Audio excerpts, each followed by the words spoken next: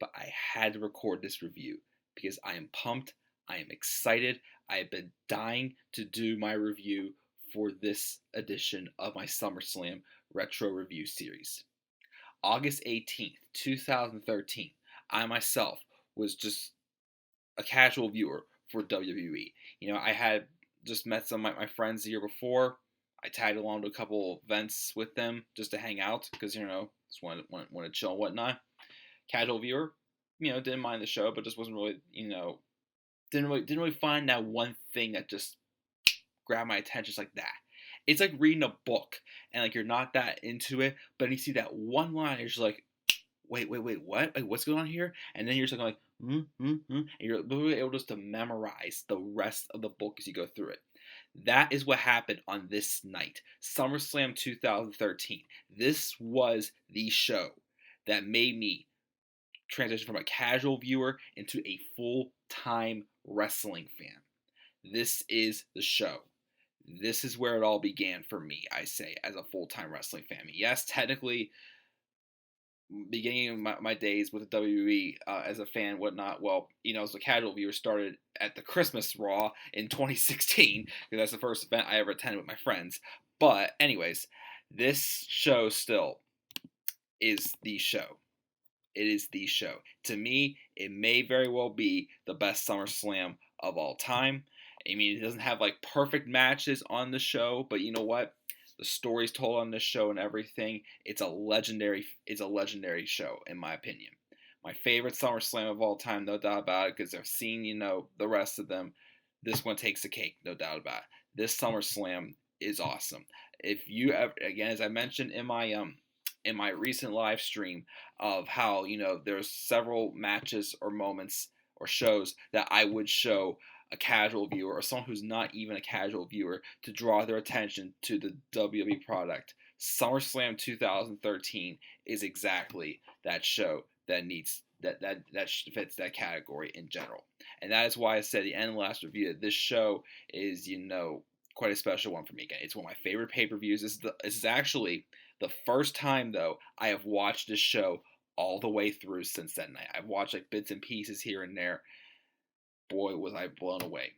Again, this show is just unreal. Two classics, another like really great match that was almost, classic level, I felt. Not quite though. Everything else was still solid matches. There's only really one match on the show that I thought was just a waste of time, and that was of course the random Divas match between Natalya and Brie Bella. But other than that, this show was awesome. A fresh card, bunch of different matches. I loved it. Let's get started with this show. As I said, it took place on August 18th, 2018, and for the, I believe, fifth year in a row, let me see here, 9, 10, 11, 12. Yeah, for the fifth year in a row, we have one more show, of course, this is 2014 SummerSlam, that took place in the Staples Center in LA before we head out to Brooklyn for the last two SummerSlam reviews we're going to review for this series. Staples Center in Los Angeles, California. The Miz, actually, which I believe he was still a babyface this time. This was during the Miz's brief babyface run but he was just so bland as a babyface. Like, his character just did not work as a babyface. He eventually turned back into a heel. But he was the host of SummerSlam. And I won't mention every single time that he was constantly getting interrupted by Fandango and Summer Rae, he's doing their salsa dancing or whatnot around Miz, and Miz Sanders going, really, really, really, the whole time. Finally, like the last time we see them, he just punches Fandango in the face first. Even though Fandango was over at the time, he's popular because of his da da da da da da. It was addicting, I'll give it that, but it only lasted just for a brief period of time, and then it just floundered.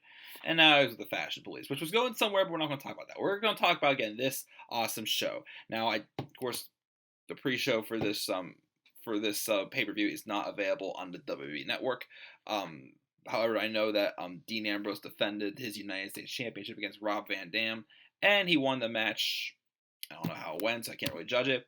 The first match on the main card was actually a debut match for a wrestler who's definitely been underutilized, finally getting somewhere now these days, somewhat, still could be better, but it was Kane taking on Bray Wyatt in Bray Wyatt's first main roster match, which happened to be at SummerSlam, and it was a Ring of Fire match. It was a Ring of Fire match because it fit, the gimmick between, the dark characters of Kane and Bray Wyatt, and also it was a way to, prevent Luke Harper and Eric Rowan from getting into the ring and interfering with the match and helping out Bray Wyatt. Because every time they would try to get closer, or when they would slam onto the ground, the fire would go up. Even whenever they were trying to stick a kendo stick across the ropes, the fire would go up. The match itself, wrestling-wise, it was decent, but the whole concept of the Ring of Fire I thought was different. I was intrigued, and I actually thought it was good for, a match with both of them, with their characters, Big Red Machine, and, well, whatever Bray Wyatt called himself back then.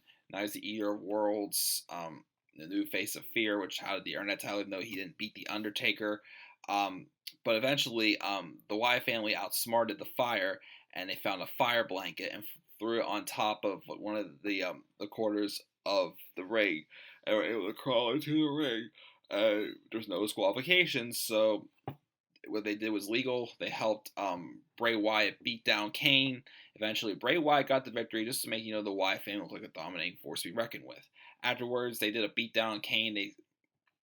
Wyatt said some lines, like, you made your bed and now you burn it, or something like that, and then they smashed, they took the steel steps, and, the open part, and they smashed down on Kane with that.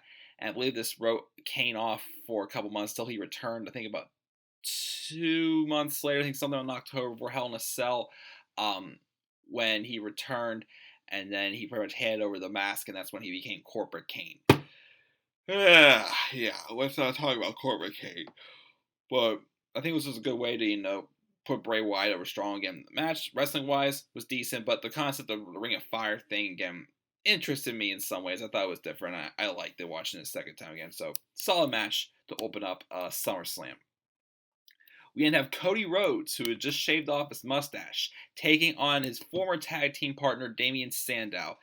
Team Rhodes scholars were together until Money in the Bank, whenever, as Damien Sandow, Aaron Stevens, real life name Damien Sandow, mentions in a podcast he did an interview with after being released from the WWE, mentioned that in the latter match that he won the Money in the Bank contract, which apparently also rumors have it they were considering Wade Barrett again to win the contract that year, but that was not the case, as they ended up going with Damien Sandow. Unfortunately, we know what happened with him there. But anyways, he mentioned how all 7 men in that ladder match were heels, and the goal of that match was to, get the crowd behind Cody Rhodes, and they succeeded, and they thought Cody was going to win, but then of course Damien got in there and pulled him out, and he won the contract instead, playing the seeds for the feud.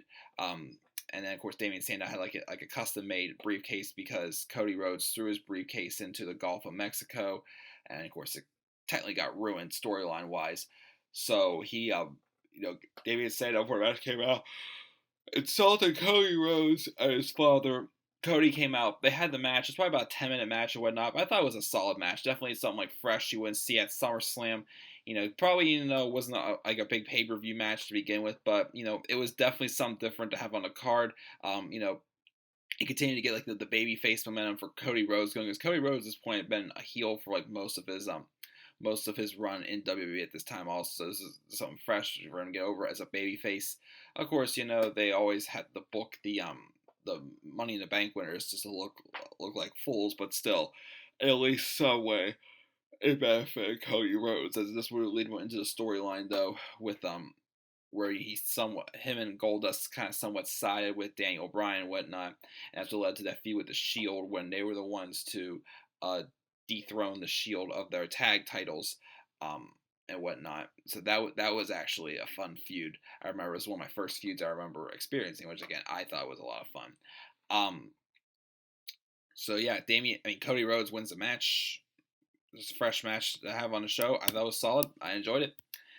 This match, surprisingly, also was pretty good also. I didn't quite realize the story behind it also, but it was Alberto Del Rio taking on Christian for the World Heavyweight Championship.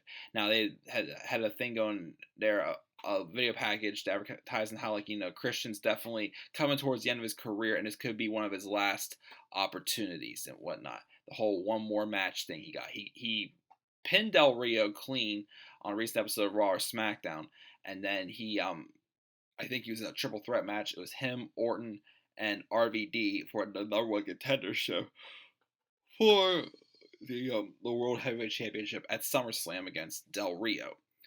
And then the match just told that story. Christian, going all out, and Del Rio, who, was briefly a babyface for, I'd say, the first half of the year, because he feuded with the Big Show when he won the World Heavyweight Championship on an episode of SmackDown, and then him and Dolph Ziggler kind of pulled off, a double turn at Payback when Del Rio won the championship back, and then Del Rio was the vicious heel, but Christian was the guy people were wanting to see him get that last chance and become the World Heavyweight Champion, as they felt he deserved so, and Christian just fought like an underdog babyface in this match so many times where he just countered out and just he would not quit. Especially also towards the end where he had hit a couple spears on Del Rio, and it kept looking like that Christian was going to survive and pulled out. Of course, the cross arm breaker was the finisher for Alberto Del Rio also, that Christian fought out that how many times. However, the last spear Christian hit, affected an injured shoulder that he had, and he was not able to, continue his momentum as Del Rio would, get some life back in him, and he would then get Christian to tap out in the cross arm breaker. So definitely a really good match. I'd say, in my opinion, a hidden gem for SummerSlam. Probably whenever I do my top 10 SummerSlam hidden gems, this is probably going to be one of the matches, is Alberto Del Rio versus Christian. Because, I've never been really big a Del Rio fan, but he played the heel role here well, and in the story with Christian, believing this could be one of his last opportunities to be the World Heavyweight Champion. He really fought his ass off, and I enjoyed it. It was a really good match, probably the third best match on the show, I felt, in my opinion. So Del Rio retains. He has a little promo segment afterwards, to how proud he is of himself and whatnot, and how he's our Mexican hero, which is not true, but he didn't buy into it. But good work, good heel work there. And then they had showed some with SummerSlam Access, and then Maria Menounos taking, I think it was Natalya, at SummerSlam Access, and somehow it set up, a match between Natalya and Brie Bella with the Funkadactyls, Cameron and Naomi in Natalya's corner, and in Brie's corner was Eva Marie and Nikki Bella. It was just a match just to advertise Total Bellas with nothing special at all. It was just okay, or kind of underwhelming, kind of sloppy. Just a bunch of, rest holds and false finishes, whatnot. Eventually, Natty got Brie to tap out. We had a backstage set with Ryback, who is a heel now, bullying people, and he was bullying the caterer about the soup, how, it's meant to be cold, but he doesn't like cold soup. So he dumped it on top of the caterer, pretty much just being a bully. And then, ooh, man. This is one of the reasons why this SummerSlam is legendary. It's because of this next match. I cannot determine if this match or the main event. I still can kind of go with the main event because, again, it was the match that really grabbed my attention for the product, pretty much. But watching this match again, God, no doubt about it, does CM Punk have a beef for us, so you know why he should have been in the main event of WrestleMania. And if you don't think he deserves to be in the main event of WrestleMania, go back and watch this match. The Best versus the Beast. CM Punk versus Brock Lesnar. And earlier in the show, it was announced that this was going to be a no disqualification match. And this match, when you think no disqualification, Brock Lesnar, you think, okay, there should be a lot of weapons in the match. Well, the thing is it did not need that many weapons in it because this match was so freaking good. Brock Lesnar, literally was out there. Like, this is where it looked like Brock Lesnar actually cared about his in-ring abilities. Unlike today, he does not when he's around. He just, just does what he has to do just to get the job done. No. This match, Brock Lesnar looked like he was trying to kill CM Punk, but CM Punk looked like he was immortal. He took all the hits. He went all out on Brock Lesnar. He hit Brock Lesnar with the GTS. He had him in the Anaconda Vice. He hit him with steel chairs. Brock just, there was a sequence I remember at the beginning where Brock just ragdolled Punk across the tables and hit him with steel chairs and whatnot. This was a fight. This was a flat-out fight with what it needed to be because of, Paul Heyman turning his back on CM Punk after Punk felt that he just wanted to distance himself from Paul Heyman. So Heyman went out of his way to make Punk's life miserable. And of course, Punk wanted to get his hands on Paul Heyman as well. Just the weapons. There was a time where Brock took the cardboard or plastic spot from the announce tables, put it on top of Punk and did a chest smash thing, kind of similar to like a coup de grace on top of Punk as well. Literally, again, like Brock Lesnar was going all out on Punk, and Punk was still fighting back and just like taking Brock to his limit. Seriously, besides AJ Styles, CM Punk was the one I feel since Brock Lesnar returned in 2012. This was probably Brock's best match, I felt. I mean, you can kind of consider maybe him and Cena also, but think about it. He lost that match. This match by far was just unbelievable. Again, Brock made Punk look like $1 million. And the thing was, though, is also, and I don't blame CM Punk for asking about when is a rematch going to happen, because this match felt like a rematch should have happened. And I'll explain my scenario for it. So there was times where Punk hit the GTS on Brock Lesnar, and there was sometimes it looked like that Punk was about to win, but thanks to interference from Paul Heyman, he did not win. But it made us thinking CM Punk could have beat Brock Lesnar. Like, I can't tell you how many times I've watched a Brock Lesnar match and I thought, wow, I think this person actually has a chance to beat Brock Lesnar, and I'm getting behind it. CM Punk proved that, and Brock Lesnar held him back. And based off of his distractions, that's what eventually led Brock Lesnar to hitting Punk with an F5 on a chair to get the victory. Punk, of course, got a standing ovation afterwards, but this is a classic. This is literally one of my favorite matches of all time. CM Punk, Brock Lesnar, no disqualification, the best versus the beast at SummerSlam 2013. If you have not seen this match, sit down right now and watch it. It makes you appreciate wrestling so much, and a big dude like Brock Lesnar against a smaller guy like CM Punk who just wants to prove he is the best, and he absolutely did that. And he sure as hell deserved to be in the main event of WrestleMania.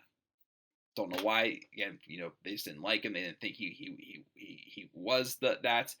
But here was what I would have done, because again, the story here was that Punk was trying to get his hands on Paul Heyman. Paul Heyman was going about his way to make Punk's life miserable. Well, because after this, Punk feuded with Curtis Axel, and then he feuded with Ryback again. They had an awful Hell in a Cell match, which Heyman stayed on top. Well, what if he would have had? Here's the thing: Punk faced Axel at Night of Champions, and I believe he won. He faced Ryback at Battleground, and I don't know what happened there. But then they faced each other again.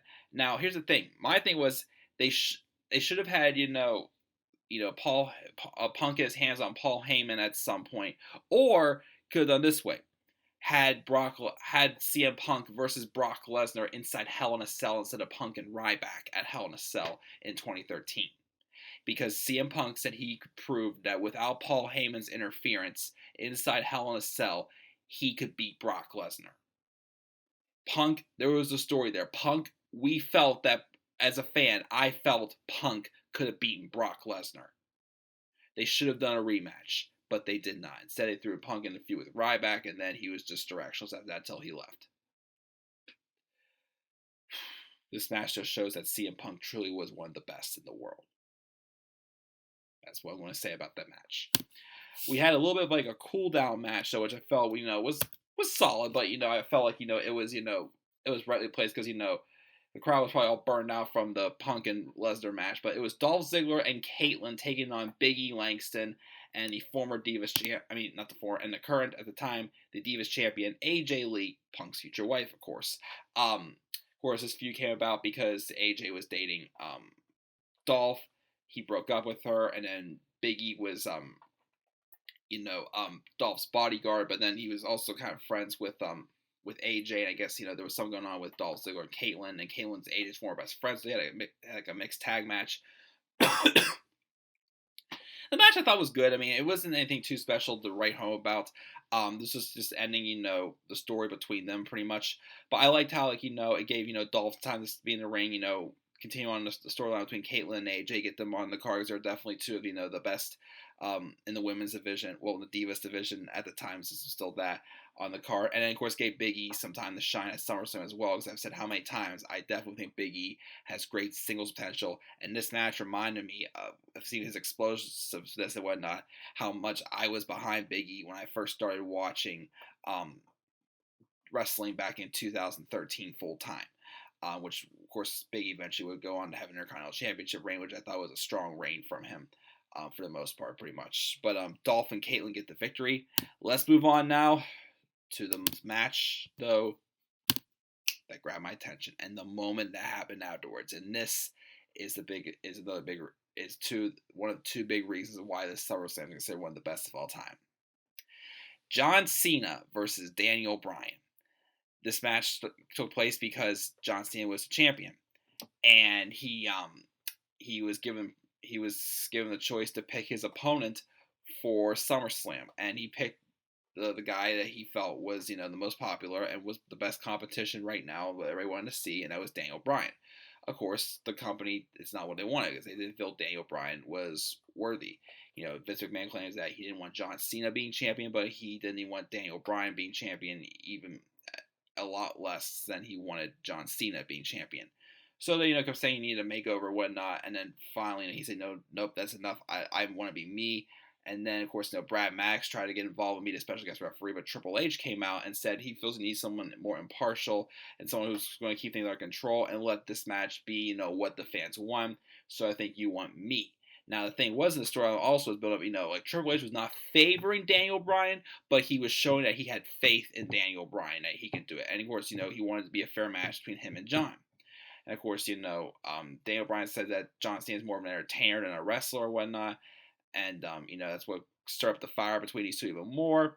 And they just wanted to bring out the best in each other. The match happened. And although it wasn't one of the greatest wrestling matches I've seen, the story behind told in this match still was awesome. It was a slow rise to the top. Of course, Cena had his arm wrapped up, because that's when he had that torn tricep, whatever the heck he had, that big little lump on his elbow. That was the size of a baseball, which he was out of action for a couple months after this match happened, of course. But this match was on a good pace, started off slow, but it gradually built. The story about how Daniel Bryan was might have been the first time, well, I don't know, probably not, that Daniel Bryan and John Cena faced off, and this is like a big moment for Daniel Bryan's career. And Daniel Bryan just kept showing that even though John Cena is one of the greatest of all time, and he's no easy competition, Daniel Bryan just kept coming back and fighting back after everything he had. He just showed John Cena that he was not a joke. He really is one of the better upcoming stars, and which is why he split from Team Hell No, because he wanted to prove that he was not the weak link, and that's exactly what the story's match told. Towards the Bryan tried using Cena's STF on him. They tried to use finishers. Cena was picking up the intensity more. Bryan was saying, get up. They're just trying to fire each other up, because they were just trying to bring out the best in each other. Clearly, the slap fest they had across each other's faces that they did in the Go Home show thing they had. And Triple H, of course, he played the role of special guest referee very well, showing the fact that what he was there for is he wanted to make this match impartial, because he wanted to call it down the middle, and he wanted it to be a fair fight, but he wanted to bring their best side. That's why he wasn't counting them out when they're outside the ring. He played that role so well to add to the emotional aspect of what would happen after the match, of course.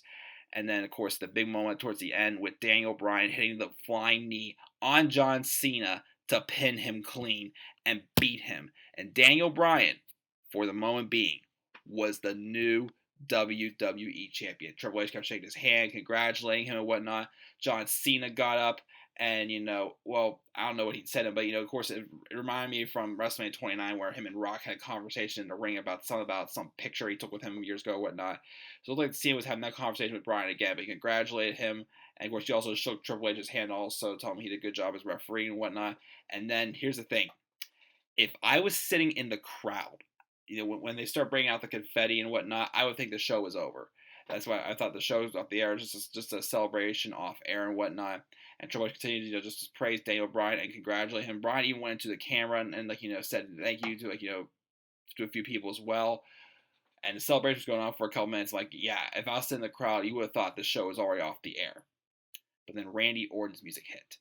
And for the past few weeks before SummerSlam, Orton had been teasing, hey, I got this. I'm around here, whatnot. I don't know if he was a full-on heel yet, but he definitely was, close to about to cement it.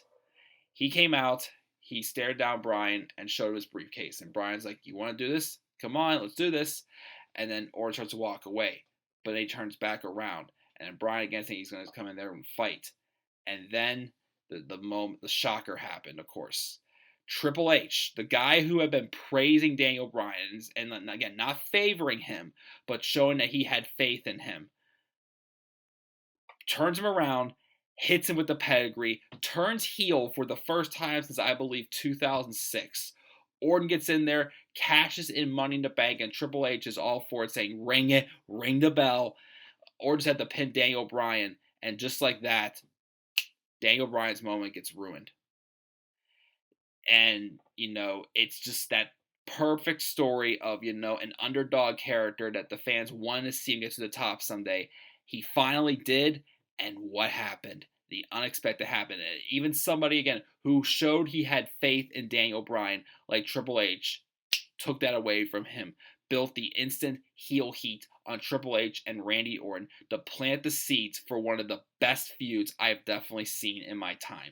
Daniel Bryan and the newly formed Authority. And to think that the WWE did not want to go all out with this and just have Daniel Bryan fight Sheamus and Randy Orton drop the title to Batista at WrestleMania 30. This moment was unreal. The emotions were there. You were happy, you were celebrating, and as soon as Orton came out, you thought, maybe he'll just cash in. I mean, again, I wasn't watching full time yet. Again, this was the moment that grabbed my attention. Like, I wanted to see Daniel Bryan get his revenge. Like, this is what made me the Daniel Bryan fan. And of course, I was, still, that fan who thought, the good guys are awful. Bad guys are awful, whatnot. So it immediately got me the heel heat hatred on the Randy Orton, of course, as well. Of course, no, I don't hate Randy Orton, man. He plays his character well, but the heel heat just grasped onto to him instantly and just made him, already the biggest heel in the company pretty much at that time. Wow. Just what an ending. And once again, to Vince saying that SummerSlam needed to have a happy ending in 2010, this was not a happy ending. This was heartbreaking, especially for, you felt for Daniel Bryan in that moment of what had all happened to him. All that hard work, the match he had just gone through, beating one of the greatest of all time, just to get it taken away from him by someone who had been shown faith in him also recently as well, Triple H. Build up to that amazing night at WrestleMania 30. It all started this night. I can go on and talk about this show for hours if I wanted to, but I'm going to stop it right there. This SummerSlam gets an A+, obviously. Yes, everything was not perfect, but we had two classics, another one that was close to classic in the world title match. Everything else was good, the solid. Only really one bad match, again, it was that pointless women's title match. That won't count. This, to me, is still my greatest, the greatest SummerSlam of all time, in my honest opinion, and the show that made me a full-time wrestling fan. From a casual viewer to a full-time wrestling fan, August 18th, 2013, WWE, you sold me. So guys, that is it. Again, A+ for SummerSlam 2013. What grade would you give SummerSlam 2013? Leave your thoughts down in the comment section below. And as always, be sure to click my like and subscribe more content on this channel, and follow me on Twitter at DemandAirborne93. So I told you so many times, I'm not going to redo SummerSlam 2017 since I already reviewed that show on this channel. We have 3 more SummerSlams left. 3, sorry, just over angle. Up next is SummerSlam 2014, which is a good SummerSlam. A little underrated, I feel also. Of course, not as good as this SummerSlam, but I'll catch you guys then for SummerSlam 2014, the final SummerSlam in the Staples Center in Los Angeles. So guys, thanks again for joining in for this review of SummerSlam 2013. Again, one of my favorite pay-per-views of all time, and the show that made me a full-time wrestling fan. So guys, I'm checking out. I'll see you guys all later. Peace out, everybody.